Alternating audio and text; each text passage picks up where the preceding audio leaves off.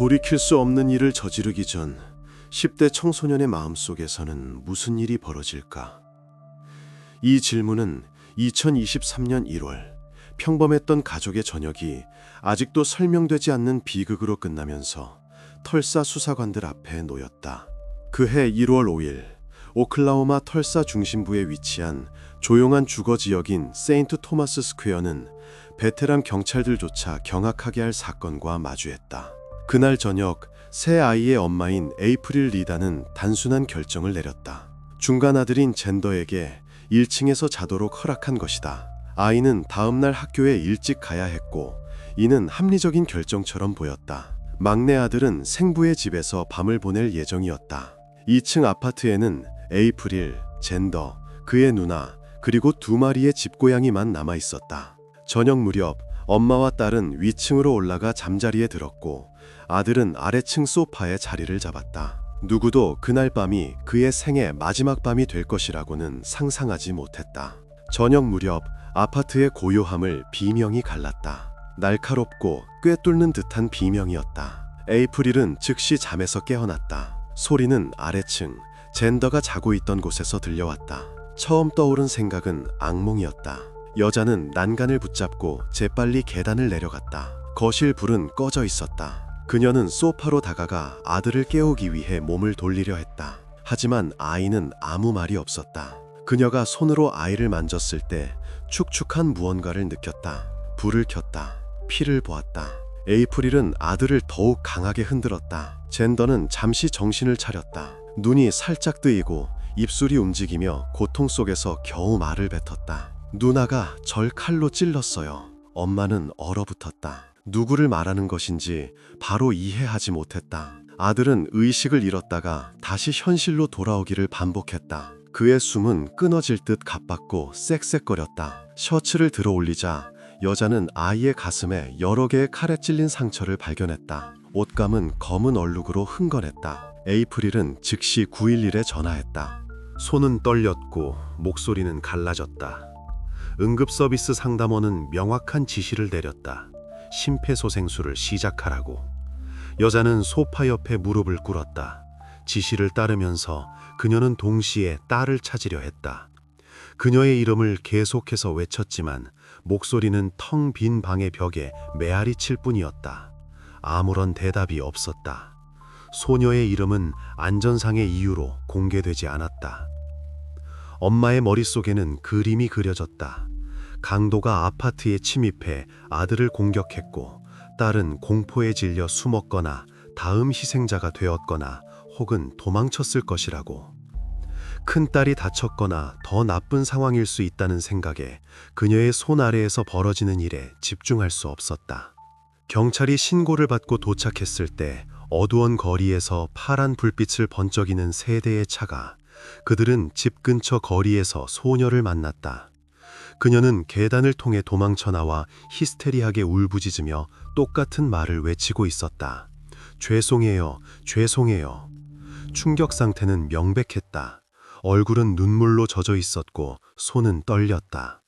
하지만 그녀는 거의 즉시 인정했다.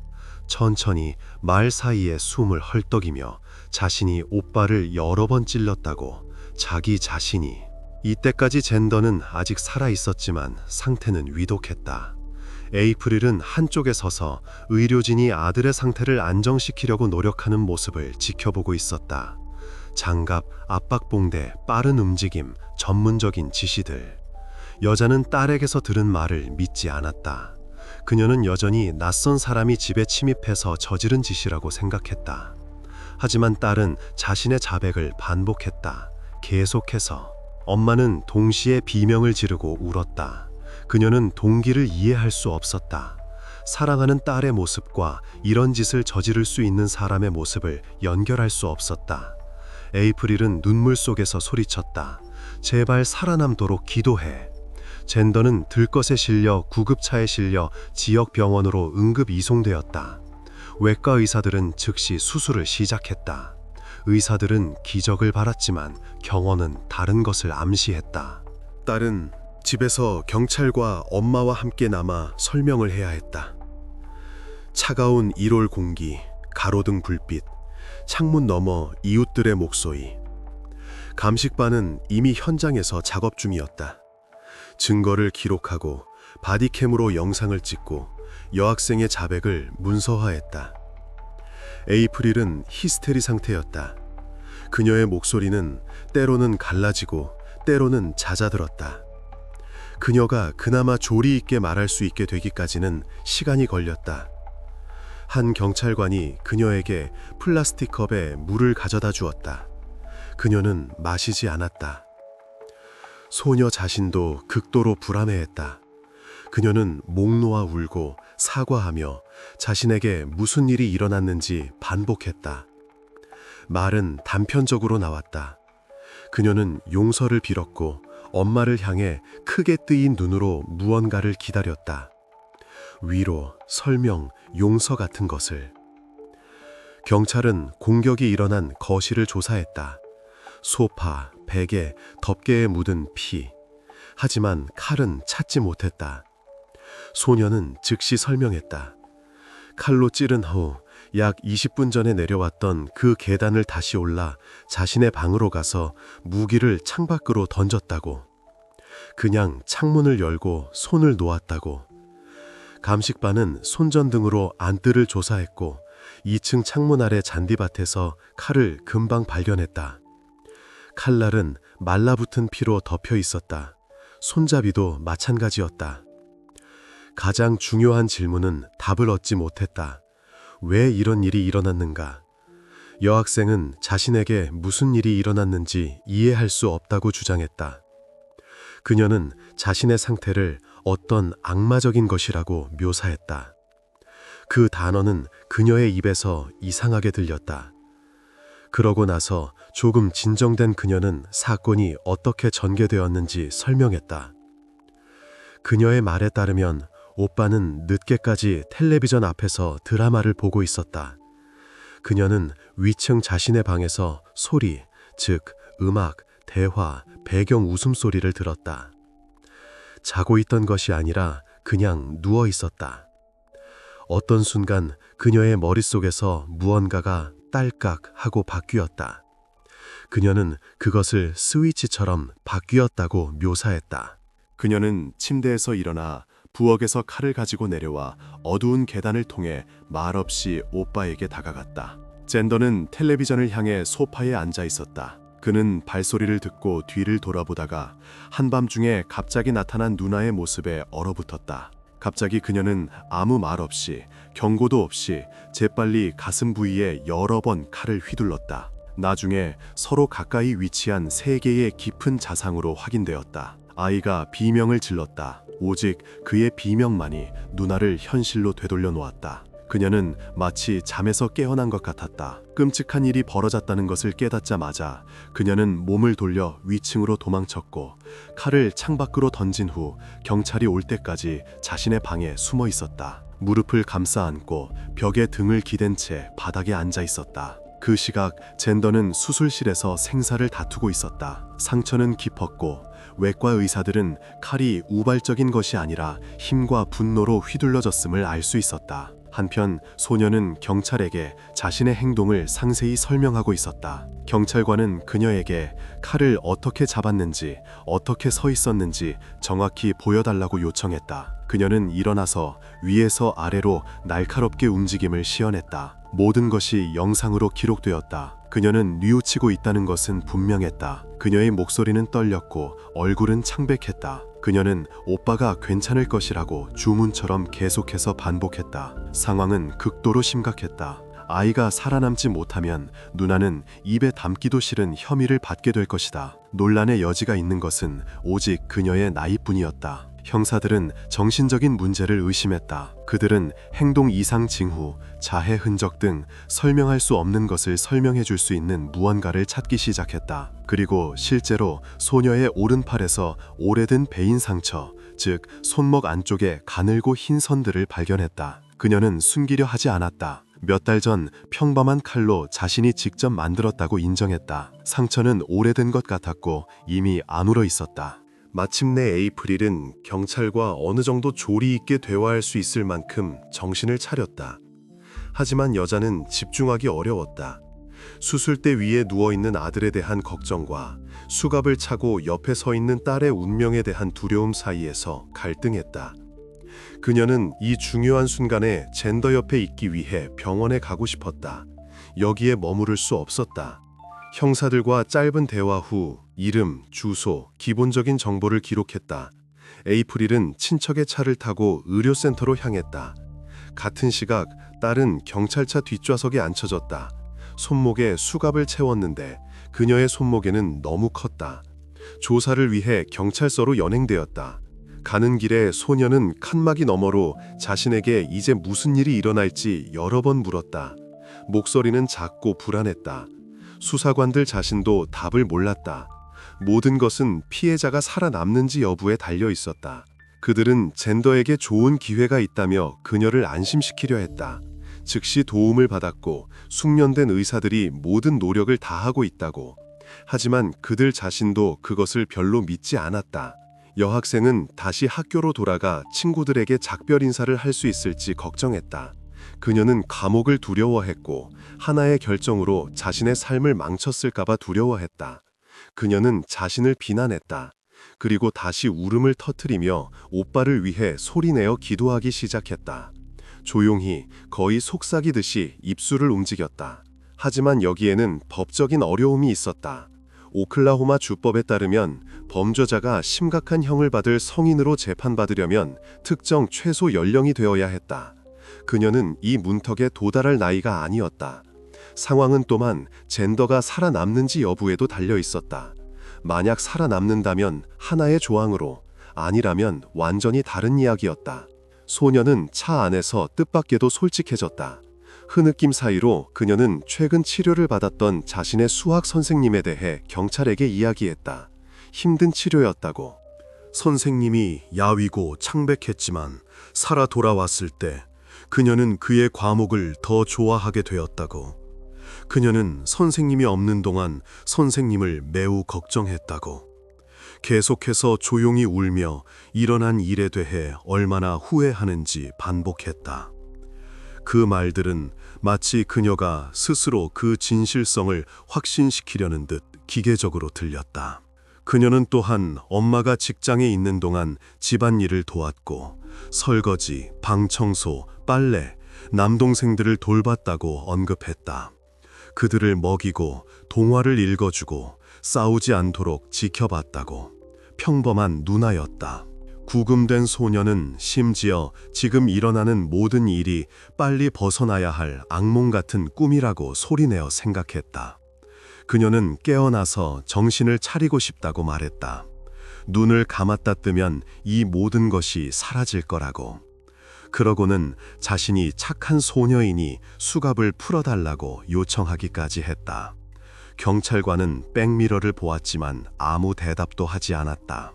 누나가 형사들과 대화하며 자신을 기다리는 운명을 깨달으려 애쓰는 동안 젠더는 병원에서 밝은 수술 조명 아래 누워 있었다. 에이프릴은 곧 그곳에 도착했다. 여자는 대기구역에 머물렀다. 흰 벽, 플라스틱 의자, 소독약 냄새, 벽에 걸린 째깍거리는 시계. 그녀를 동행했던 경찰관 중 한 명이 옆에 앉았다. 너무 가깝지 않게. 아이는 살아있었지만 그의 상태는 여전히 위중했다. 의사들은 자신들이 할 수 있는 모든 것을 했다. 20분마다 의료진 중 누군가가 복도로 나왔지만 소식은 없었다. 아들의 상태가 안정되었다는 소식을 전하며 여자를 진정시키려 했다. 에이프릴은 바닥을 보며 조용히 하룻밤 사이에 두 아이를 모두 잃고 싶지 않다고 대답했다. 그 말은 히스테리 없이 사실을 담담히 진술하는 것처럼 들렸다. 경찰관이 에이프릴을 위로하려 하는 동안 자판기 커피, 물, 그 외에 다른 것을 권했다. 그는 또한 조서를 위해 추가 정보를 수집했다. 조심스럽고 낮은 목소리로 질문을 했다. 여자는 혼자서 아이들을 키우고 있다고 말했다. 아이들은 아버지가 모두 다르며 그 아버지들은 거의 아이들의 삶에 참여하지 않고 재정적이든 다른 어떤 방식이든 도움을 주지 않았다. 그녀의 말에 따르면 아이들 사이에 심각한 갈등은 전혀 없었다. 오히려 오빠와 누나는 잘 지냈고 서로들 지지했다. 자주 유튜브 동영상을 보며 함께 요가를 하고 공원을 산책하고 만화를 봤다. 평범한 남매였다. 그 여성은 아이들이 욕하는 것을 허락하지 않았다. 가벼운 욕설조차 금지되었다. 공격적이거나 악몽을 유발할 수 있는 공포영화 시청도 금지했다. 매주 주말 가족은 집에서 3블럭 떨어진 작은 침례교회 공동체에 갔다. 양육 방식은 보수적이고 전통적이었다. 딸과는 심각한 문제가 전혀 없었다. 딸은 난폭한 행동 경향을 보이지 않았고 동물을 괴롭히지 않았으며 싸움에 휘말리지 않았다. 학교에서 소녀는 조용하고 온순했으며 심지어 약간 수줍어하기까지 했다. 선생님들은 불평하지 않았다. 적어도 습격이 일어나기 1년도 채 되지 않아 사춘기가 시작되기 전까지는 그러했다. 이 시기에 딸은 더 내성적으로 변했고 혼자 보내는 시간이 많아졌다. 문을 닫고 방에 몇 시간씩 앉아 헤드폰으로 음악을 듣거나 일기를 쓸 때도 있었다. 음식, 옷, 주말 계획 등 다양한 이유로 불만을 표현하기 시작했다. 하지만 이것은 실제 공격성이라기보다는 전형적인 10대들의 투정에 가까웠다. 평범한 사춘기였다. 에이프릴은 이것이 딸의 나이에 지극히 정상적인 행동이라고 생각했다.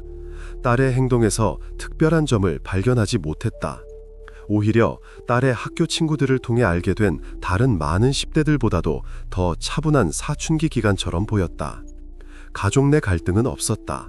딸은 어머니에게 소리 지르거나 문을 쾅 닫거나 소란을 피우지도 않았다. 에이프릴은 내성적인 성향이 시간이 지나면 저절로 사라질 것이라고 확신했다. 그녀는 딸을 지지하려 노력했다. 안부를 묻고 대화를 제안하며 공간을 주어 지나치게 압박하지 않았다. 그 여성은 직장에서 오는 끊임없는 피로에도 불구하고 가정의 건강한 분위기를 유지하기 위해 온 힘을 다했다. 나중에 이 사실은 이웃과 친척들에 의해 확인되었다. 아무도 그 소녀가 그날 밤 일어난 일을 저지를 수 있는 문제아처럼 행동하는 것을 본 적이 없었다. 이것은 아무런 동기 없는 갑작스러운 잔혹 행위처럼 보였다. 경고도 점진적인 악화도 없었다. 에이프릴은 잔더, 그의 누나, 그리고 남동생 3아이를 홀로 키웠다. 그녀는 가족에게 필요한 모든 것을 제공하기 위해 대부분의 시간을 직장에서 보냈다. 8시간 교대 근무와 때로는 초과 근무까지 했다. 모든 어려움을 감당하는 것은 쉽지 않았다. 청구서, 식비, 옷, 학용품. 잔더의 친아버지는 한 달에 한두 번 주말에 아들을 데리러 오는 등 가끔 그들의 삶에 나타날 뿐이었다. 딸과 막내 아들의 아버지는 몇 년 동안 전혀 나타나지 않았다. 남자들과 친척들의 약간의 도움, 헐머니가 가끔 아이들을 돌보러 왔다에도 불구하고 아이들을 온전히 돌보고 보살피는 것은 쉽지 않았다. 그 여성은 경찰관에게 딸에게 그런 분노 발작을 일으킬 수 있었던 것이 전혀 모른다고 천천히 말을 골라 말했다. 이전에는 아이들 사이에 TV 리모컨 때문에, 누가 먼저 화장실을 쓸지 때문에 등 사소하고 짧은 다툼만 있었다. 그것들은 금방 지나갔다. 아이들은 절대 물리적으로 싸우지 않았다. 항상 빨리 화해하고 진정했다. 이것은 수많은 가정에서 볼 수 있는 전형적인 남매 관계와 같았다. 가족 분위기는 편안했고 드물게 나타나는 부모들까지도 모두 노력했다. 잔더의 아버지가 아이들의 삶에 거의 참여하지 않았음에도 불구하고 그가 나타났을 때는 다른 아이들을 희생시키면서 친아들만 편애하지 않았다. 그는 어느 누구도 소외되거나 이방인처럼 느끼지 않도록 3아이 모두에게 똑같은 관심을 기울였다. 에이프릴은 자신과 전 남편이 아이들 중 누구도 관심 부족이나 질투를 느끼지 않도록 관계를 잘 구축했다고 확신했다. 적어도 그녀에게는 그렇게 보였다. 그러나 이 말에 모순되는 사실들이 있었다. 여학생의 손목에서 날카로운 물건으로 스스로 낸 베인 상처들이 발견되었다. 형사는 정신적인 문제가 벌어진 일에 결정적인 역할을 했을 것이라고 정당하게 추정했다. 어쩌면 오랫동안 눈에 띄지 않게 뭔가 발전하고 있었을지도 모른다. 대화가 끝날 무렵 경찰관은 서류철에서 양식을 꺼내 에이프릴에게 자발적인 가택수색 동의서에 서명해달라고 요청했다. 그 여성은 그곳에서 어떤 범죄적인 것도 발견되지 않을 것이라고 확신했다. 마약, 무기, 이상한 기록 등 아무것도 없을 것이라고. 그래서 그녀는 망설임 없이 떨리는 손으로 문서에 서명했다. 형사는 조심스럽게 서류를 접고 떠났다. 이제는 완벽한 조사를 위해 해당 지역으로 과학수사대 팀을 파견해야 했다. 곧 에이프릴의 친척들, 즉 여동생, 사촌, 이모가 병원에 도착했다. 모두 그 여성과 전더를 지지하고 싶어 했다. 그들은 말없이 옆에 앉아 손을 잡아주고 차를 가져다 주었다. 안타깝게도 의료진의 노력은 헛수고였다. 소년의 상태는 수술 시작 후 약 2시간 만에 급격히 악화되었다. 혈압이 떨어지고 심장이 멈췄다. 심폐소생술도 소용없었다. 새벽 2시 30분 그는 수술대 위에서 입은 부상으로 세상을 떠났다. 외과 의사는 가족에게 나와 소식을 전했다. 에이프릴은 두 손으로 얼굴을 가렸다. 새벽 4시경 형사 중 한 명이 그 소녀를 경찰서 취조실로 데려왔다. 그녀는 여전히 눈에 띄게 초조해하고 충격을 받은 상태였지만 전더가 의사의 도움을 받아야 한다고 반복하며 어느 정도 진정시킬 수 있었다.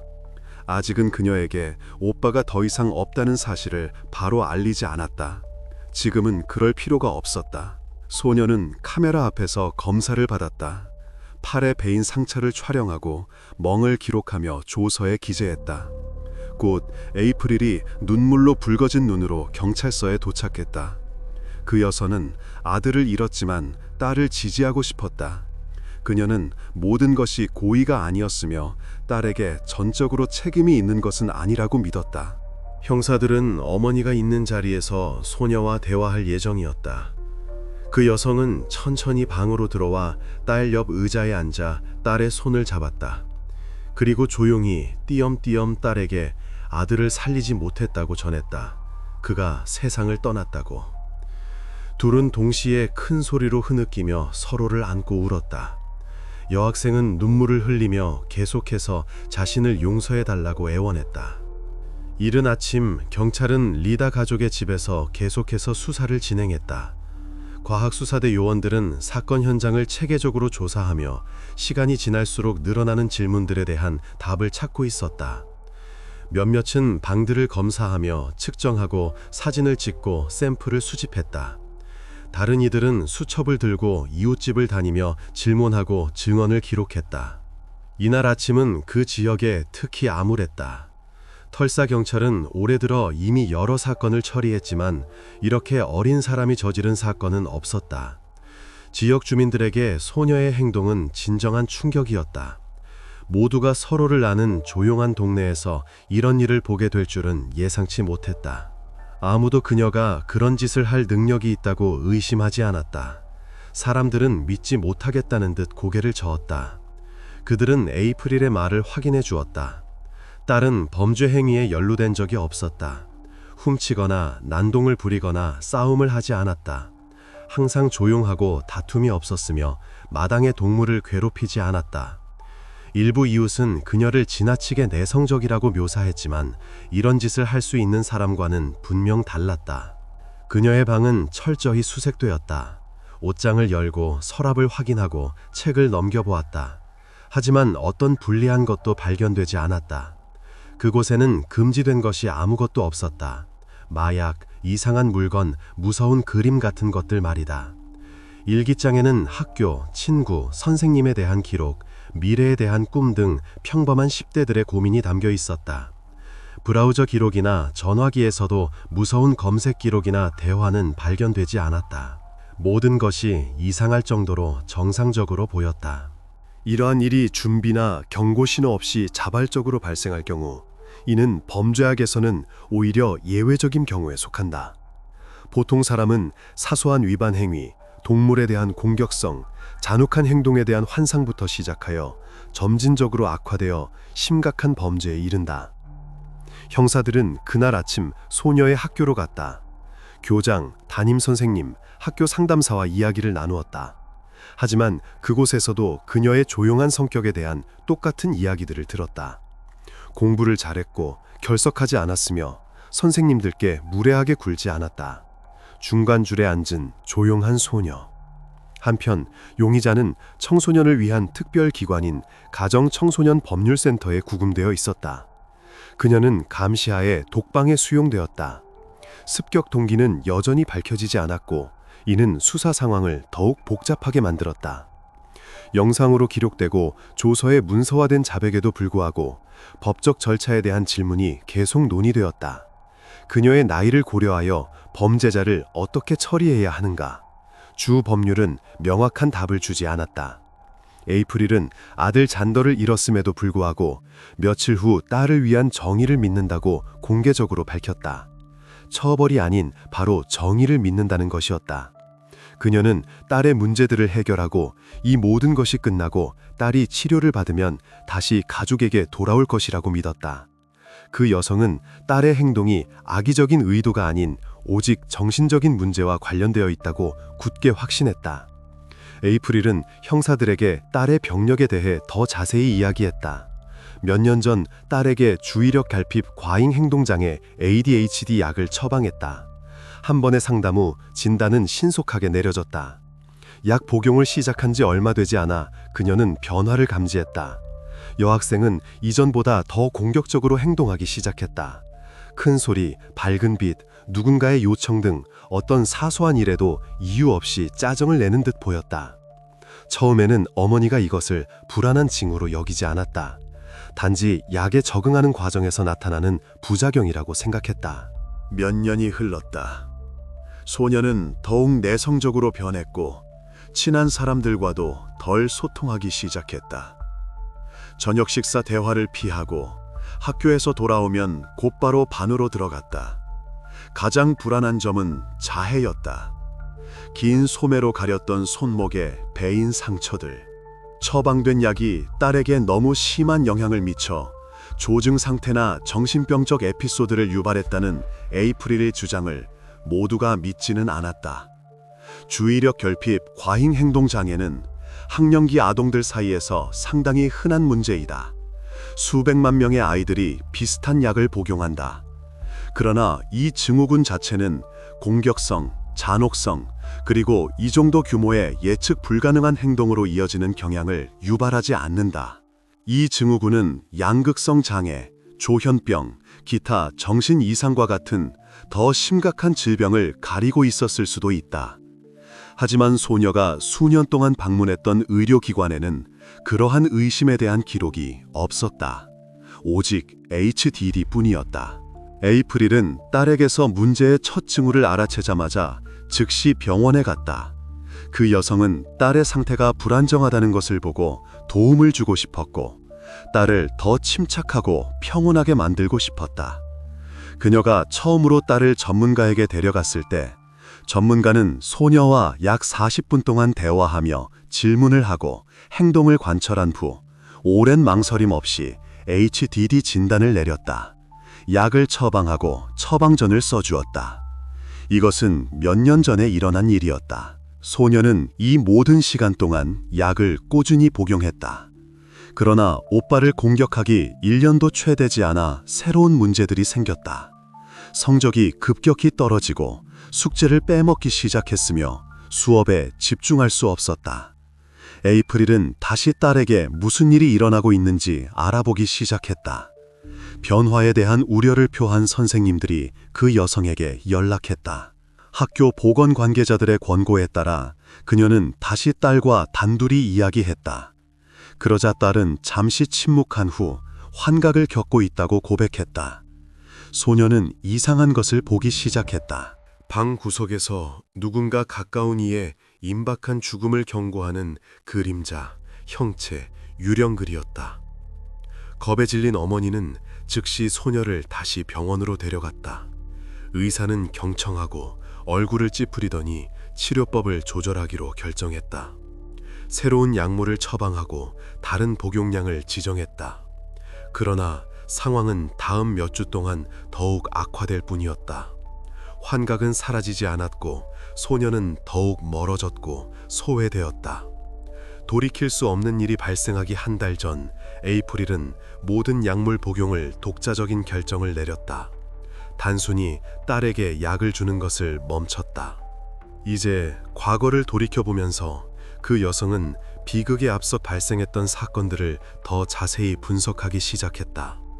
그녀는 과거의 문제들, 즉 내성적임, 상처, 이상한 행동들을 새로운 시각으로 바라보았고, 딸이 손목에 자해를 했을 때 조증 에피소드를 겪었다는 결론에 도달했다. 불행히도 정신의학에 대한 필요한 지식이 부족했기에 어머니는 이를 즉각적인 개입이 필요한 심각한 경고 신호로 받아들이지 않았다.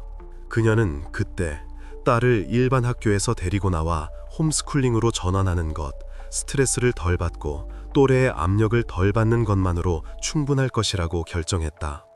바로 이 시점에 그녀는 약물 전면 중단을 단행했다. 그 여성은 이를 몇 달간의 임시 방편으로 생각했다. 병원의 전문가들과의 상담을 중단하지 않았고 전화도 걸고 방문도 했다. 하지만 매일 8시간씩 서서 일하는 고된 직업과 빡빡한 일정 때문에 충분히 규칙적으로 할 수는 없었다. 홈스쿨링에 대한 최종 결정을 내리기 전에 그녀는 학교 선생님들과 행정 담당자들과 상의했다. 그 여성은 전문가답고 확신에 찬 어조로 여러 가지 이유로 인해 그들의 학교에서 약 25명의 아이들이 동시에 홈스쿨링을 하고 있다고 말하여 안심시켰다. 많은 아이들이 이것이 실제로 사춘기를 극복하고 이와 유사한 심리적 문제에 대처하는 데 도움이 된다고 했다. 이는 불안해하던 어머니를 안심시켰고 걱정의 일부를 덜어주었다. 그녀는 그 당시 몇 달 뒤에 이 모든 것이 어떻게 될지 전혀 짐작하지 못했다. 그럼에도 에이프릴은 딸 옆에 있는 어린 아들 잔더의 신체적 안전에 대해서는 전혀 걱정하지 않았다. 잔더와 누나 사이에는 심각한 갈등이나 싸움이 결코 없었다.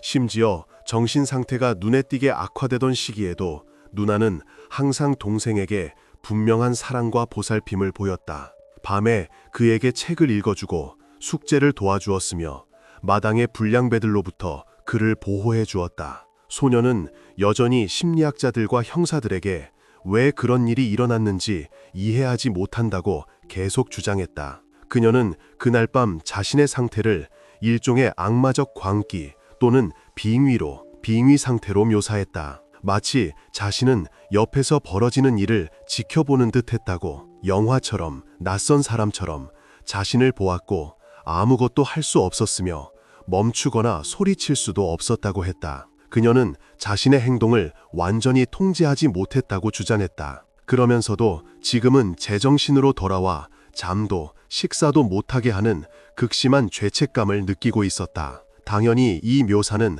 정신과 의사들에게 일반적인 주의력 결핍 과잉 행동 장애 ADHD보다 훨씬 더 심각하고 우려스러운 어떤 것의 증상을 상기시켰다. 며칠간의 사법 당국과의 소통과 첫 번째 충격 이후 에이프릴은 지역 뉴스 채널에 성명을 발표했다. 언론인들은 이 사건에 대해 엄청나고 거의 병적인 관심을 보였다. 양측의 나이를 고려할 때 전례 없는 사건이었다. 모두들 아들을 잃었지만 딸을 변호하는 어머니를 기꺼이 인터뷰했다. 카메라, 마이크, 질문들이 쏟아졌다. 기사들은 소셜미디어에서 즉시 입소문을 타 수백만 건의 조회수와 수천 개의 댓글을 모았다. 그 여성은 헬쑥한 얼굴과 붉어진 눈으로 카메라 앞에 앉아 있었다. 그녀는 자신을 공개적으로 비난하며 딸의 불안 증상을 제때 인지하고 비극을 막기 위해 어머니로서 충분한 주의와 전문성을 보이지 못했다고 생각했다.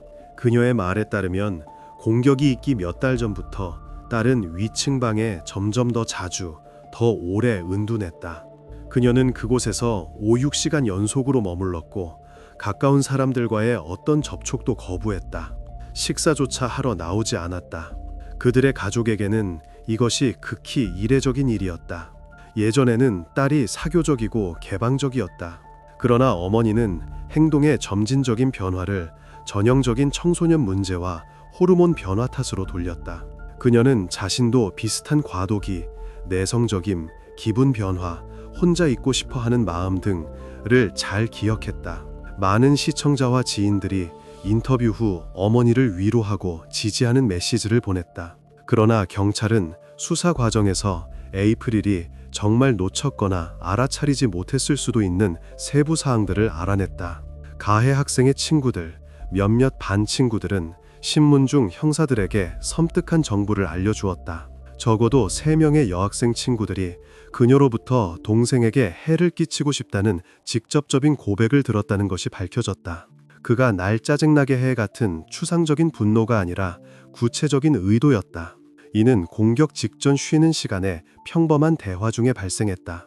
아마 친구들은 그 말을 그 순간 심각하게 받아들이지 않았을 것이다. 그저 그녀가 화를 사기거나 어떤 말다툼 때문에 과장하는 것이라고 생각했을 것이다. 그래서 누구에게도, 심지어 부모님이나 선생님에게도 이 사실을 알리지 않았다. 그러나 에이프릴은 자신은 딸에게서 그런 말을 직접 들은 적이 없다고 굳게 주장했다. 압수하여 면밀히 조사한 개인 일기장에도 그러한 불안한 기록은 없었다. 상황을 전문적으로 평가한 결과 정신과 전문의들은 일부 주의력 결핍 증후군 약물이 실제로 소인이 있는 사람들에게 위험한 정신상태 변동을 유발할 수 있음을 확인했다. 이는 상대적으로 드물게 발생한다. 아마 환자 1000명 중 1명꼴일 수 있다. 유전, 스트레스, 기타 요인 등 특정 불리한 상황들이 일치해야 한다. 잔도의 누나는 그러한 약물 복용을 배경으로 예상치 못하게 공격적이 되거나 급격한 충동성을 보이거나 자해 경향을 보이는 소수의 사람들에 속할 수 있었다. 이 모든 것이 사건 발생 전 몇 달 동안 관찰된 청소년의 행동과 실제로 일치했다. 그러나 의료계 내에서는 이 이론에 대한 강력한 반대자들도 있었다. 그들은 여학생이 약물 복용을 중단한 후 몇 달 동안 약을 전혀 복용하지 않았으므로 약물이 자연적으로 그녀의 몸에서 완전히 배출되었어야 한다고 논리적으로 주장했다. 그리고 공격 당시에는 어떠한 활선 부작용도 유발할 수 없었을 것이라고 했다. 에이프릴은 약물이 수년 전 활발히 복용되던 시기에 이미 뇌에 심각하고 돌이킬 수 없는 손상을 입혔을 수 있다고 믿으며 자신의 주장과 딸을 끈질기게 변호했다. 비록 그러한 시각이 발생한 일을 논리적으로 설명했지만 언론이 접촉한 모든 전문가가 이 논란이 많은 의견을 지지한 것은 아니었다. 소녀는 예비 심리를 기다리는 동안 미성년자 범죄자 센터에 수감되었다. 처음에는 법적으로 그녀를 어떻게 처리해야 할지에 대한 절차적인 문제들이 오랫동안 논의되었다. 그와 동시에 숙련된 정신과 의사들이 매일 그녀와 함께 일하며 집중적인 치료를 제공했고 용의자의 현재 정신 상태를 신중하게 평가했다. 몇 주간의 전체 관찰 기간 동안 그녀에게서 어떠한 명백한 불안 증상, 급격한 기분 변화, 공격성 또는 자신이나 주변 사람들에게 신체적 해를 가하려는 경향은 관찰되지 않았다. 그녀는 놀랍도록 차분했고 공격적이지 않았으며 심지어 무감각했다. 이것은 일부 전문가들이 약물의 장기적인 해악에 대한 어머니의 의견에 이의를 제기하는 중요한 근거가 되었다. 많은 정신과 의사들은 자신들의 결론에서 만약 약물이 실제로 뇌 구조에 심각하고 돌이킬 수 없는 유기적 손상을 입혔다면 그 소녀는 스트레스 상황에 놓인 수감 중에도 정신 이상 증상을 꾸준히 보였을 것이라고 주장했다. 그러나 그러한 일은 없었다. 다른 여러 전문가들은 대안적인 가설을 제시했다. 공격 전에 소녀의 삶에 매우 강렬하고 급성적인 스트레스나 충격적인 사건이 있었을 것이라는 것이다. 불행히도 그녀 자신도, 어머니도, 가까운 주변 사람들, 친구, 친척, 선생님도 그 시기에 청소년에게 그렇게 치명적으로 영향을 미칠 수 있었던 것이 대략적인 추측조차 하지 못했다. 결국 그 특정 밤에 일시적인 급성 정신병적 발작을 일으켰을 수 있는 어떤 숨겨진 복합적 요인들이 결정적인 역할을 했다는 조심스러운 의견에 도달했다. 처음에 수사관들은 금지된 향정신성 물질이 사건과 관련이 있을 수 있다는 가설을 진지하게 고려했다. 혹시 소녀가 실험을 하다가 부적절한 반응을 일으키는 무언가를 복용했을 수도 있다는 생각이었다. 그러나 구금 기간 동안 그 여학생에게 어떠한 신체적 또는 심리적 의존성도 진단되지 않았다. 혈액 및 소변 독성 검사는 몸이 모든 물질로부터 깨끗하다는 것을 명확히 보여주었다. 집을 철저히 수색했음에도 불구하고 어떠한 비난받을 만한 것, 알약, 가루, 식물성 물질도 발견되지 않았다. 소녀의 절친한 친구들도 그녀가 가장 가벼운 물질이라도 사용하거나 이 주제에 관심을 보인 적이 없다고 한 목소리로 주장했다. 1차적인 정신건강 문제라는 개념이 수사에 주요하고 가장 가능성 있는 가설로 남아 있었다. 미성년 범죄자는 강제 재활 초기 몇 달간 자격을 갖춘 의사와 심리학자들과 매일 집중적으로 작업한 후에도 자신의 행동을 온전히 명확하게 설명하지 못했다. 갑작스럽고 짧은 정신병적 발작에 대한 가설은 의학적 관점에서 발생한 일을 충분히 논리적으로 설명했지만 모든 전문가가 추가 연구 없이 이 아이디어를 무조건적으로 믿을 준비가 되어 있었던 것은 아니었다. 센터에서 청소년과 직접 작업했던 여러 독립적인 전문가들은 점차 다른 결론에 도달했다. 그들은 소녀가 어린 시절부터 심각한 양극성 장애를 앓고 있었을 수 있으며 이것이 처음에는 더 경미한 ADHD로 오진되었을 수 있다고 추정했다. 이 경우 주의력 결핍 증후군 약물의 장기 복용은 효과가 없었을 뿐만 아니라 실제 상황을 상당히 악화시키고 조증 에피소드를 유발했을 수도 있었다.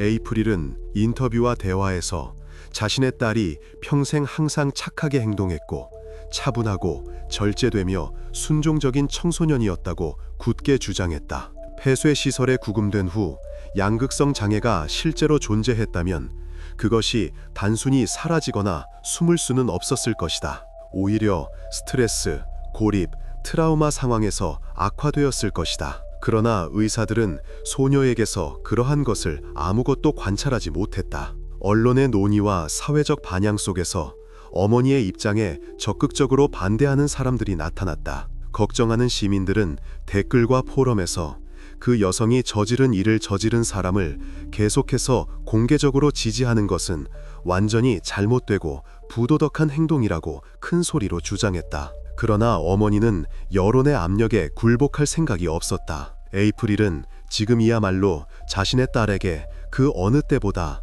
어머니의 지지와 전문적인 정신과 치료가 필요하다고 굳게 믿었다. 그 여성은 발생한 모든 일이 의료 과실과 오진의 직접적인 결과라고 확신했다. 정신이 온전하고 정상적인 상태였다면 자신의 사랑하는 친동생을 그 어떤 상황에서도 결코 공격하지 않았을 것이라고. 일부 관찰자들은 그 여인의 행동을 발생한 일의 끔찍함에도 불구하고 모든 가능한 힘을 다해 10대 자녀를 계속 보호하는 진정으로 영웅적인 어머니의 행동으로 보았다. 그러나 동시에 가혹하고 때로는 잔인한 비판을 피할 수 없었다. 어머니는 인터뷰에서 뉴스를 통해 사건의 전개를 면밀히 지켜본 이웃들로부터 공개적인 비난과 심지어 위협에 직면했다고 불평했다. 어떤 이는 그들의 집 울타리에 페인트로 모욕적인 말을 썼고 어떤 이는 밤에 창문에 돌을 던졌다. 인터넷에는 그녀를 노골적으로 나쁘고 무책임한 어머니라고 부르는 수많은 반대자들이 나타났다. 사람들은 댓글에서 그녀가 수년 동안 딸에게 충분한 관심을 기울이지 않았고 모든 징후를 놓쳤으며 결국 같은 지붕 아래에서 자라던 위험으로부터 아들을 보호하지 못했다고 썼다. 사방에서 쏟아지는 이 모든 날카롭고 고통스러운 비판에도 불구하고 에이프릴은 딸을 공개적으로 꾸준히 옹호했다. 그녀가 지역 및 지방 방송국에 출연한 모든 인터뷰에서 그녀는 이 모든 것이 마침내 끝나고 딸이 집으로 가족에게 돌아올 수 있는 순간을 그저 기다리고 있다고 반복해서 말했다. 그 여인은 이 무섭고 충격적인 사건 이후 모든 사람이 심리적으로 완전히 회복하는데 매우 오랜 시간, 어쩌면 몇 년이 걸릴 것이라는 현실을 잘 알고 있었다. 하지만 그녀는 그 소녀를 포기하거나 버리고 싶지 않았다. 어머니는 어린 아들에게 일어난 일과 비극으로 이어진 큰딸의 정신 상태의 결정적인 악화에 대해 무엇보다도 자신을 탓한다고 공개적으로 밝힐 기회를 놓치지 않았다. 의료계와 언론에서는 소녀의 주의력 결핍 증후군 치료를 위해 수년 동안 사용되어 온 특정 약물에 대한 뜨거운 논쟁이 많았다. 양리학 전문가들은 지난 수십 년간 수행된 수많은 대규모 독립 연구를 인용하며 해당 약물이 올바르게 사용될 경우 임상적 효과와 상대적 안전성을 설득력 있게 확인했다고 밝혔다. 이는 소녀가 단순한 ADHD보다 훨씬 심각하고 위험한 다른 질환을 처음부터 앓고 있었을 가능성이 있다는 대안적인 견해를 간접적으로 뒷받침했다. 그리고 그녀에게는 애초에 근본적으로 잘못된 초기 진단이 내려졌을 뿐이라는 것이다. 그렇다면 이 특정 약물은 그녀의 실제 상태를 물리적으로 전혀 완화할 수 없었고 단지 증상만을 가렸을 뿐이었다. 관심 있는 지역 주민, 기자, 경찰 형사들이 그들의 과거, 심지어 가장 지저분한 사생활까지 체계적으로 파헤치기 시작하면서 수사관들의 끈질긴 노력 덕분에 오래된 의료 및 경찰 기록을 발견할 수 있었는데, 이에 따르면 에이프릴의 어머니는 어린 시절 한동안 금지된 향정신성 물질을 적극적으로 사용했으며 재활 프로그램에서 공식적으로 중독자로 등록되어 있었다. 그녀는 장차 딸이 될 아이의 임신 사실을 예기치 않게 알게 되었을 때 비로소 그 모든 것을 완전히 끊었다. 그 전까지는 오랫동안 거의 매일 체계적으로 약물을 사용했다. 이는 이론적으로 태아 발달에 영향을 미쳤을 수 있었다. 그 후 형사들은 소녀의 친아버지의 범죄 전력을 분석했다.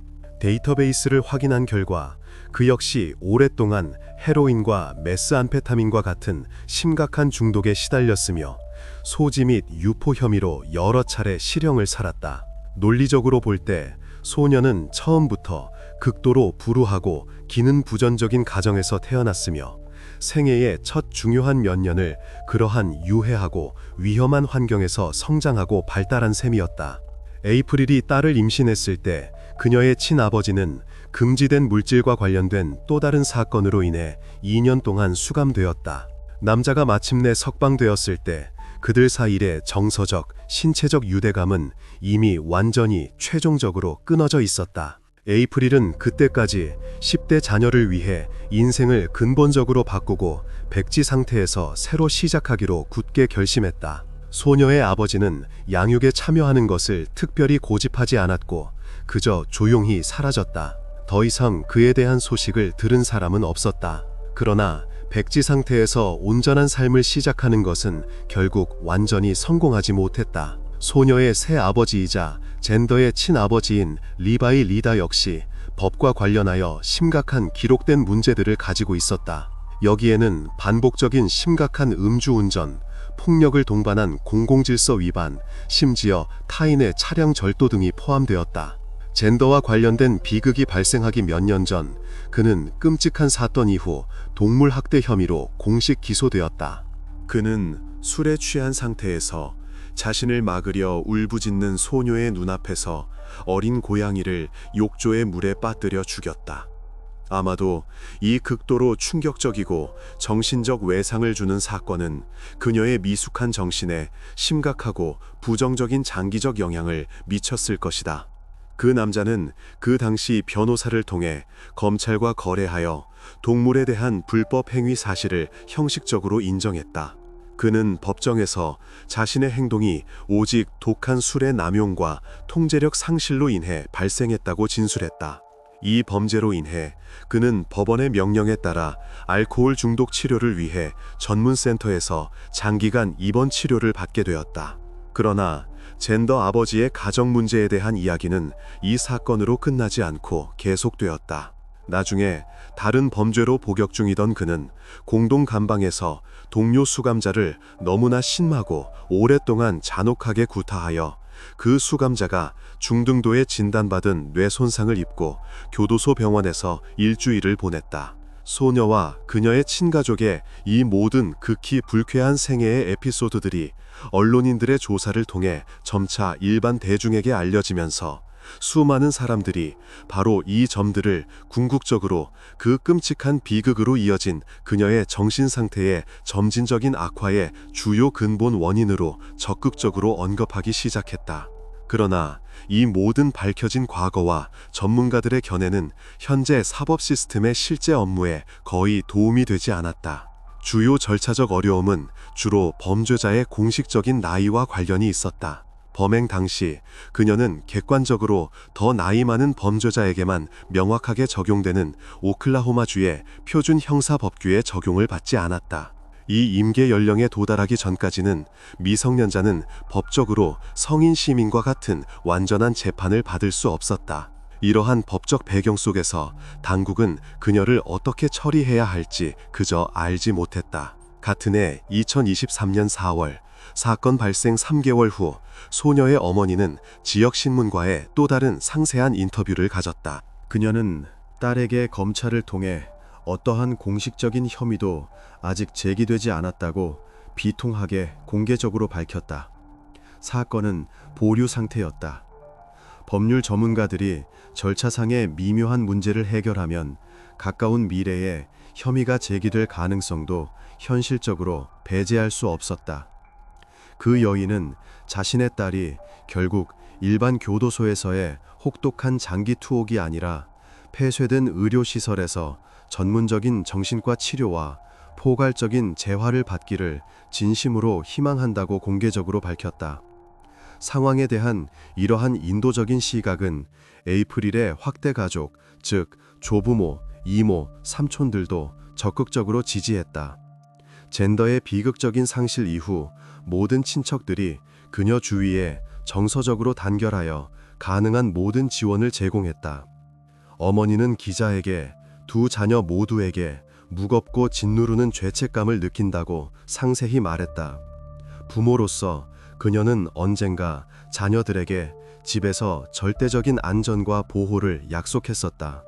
집은 요새라고 약속했다.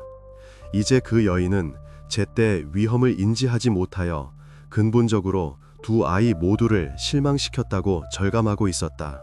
장례식, 변호사, 심리상담 등 닥쳐온 심각한 재정적 부담을 어떻게든 감당하기 위해 가까운 사람들이 인기 있는 크라우드 펀딩 플랫폼 고펀드미에서 공개 모금 캠페인을 조직했다. 이 캠페인은 예상외로 비교적 성공적이었다. 덕분에 몇 주 만에 동정심 많은 낯선 사람들로부터 약 2만 달러를 모금할 수 있었다.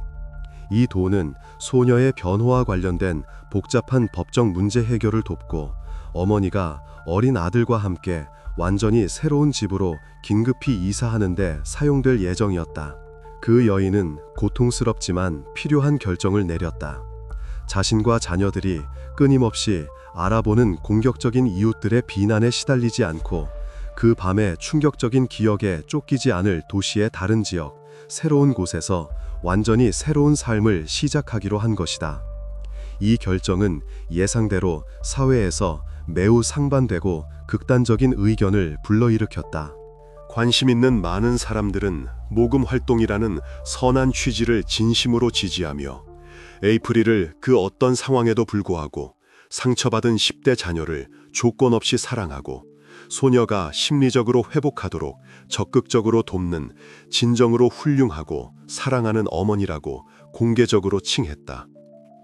반면 다른 비평가들은 어머니가 너무 온화하고 지나치게 관대하며 가혹한 처벌을 받아야 할 범죄자에게 방임적으로 대처하고 있다고 날카롭게 비판했다.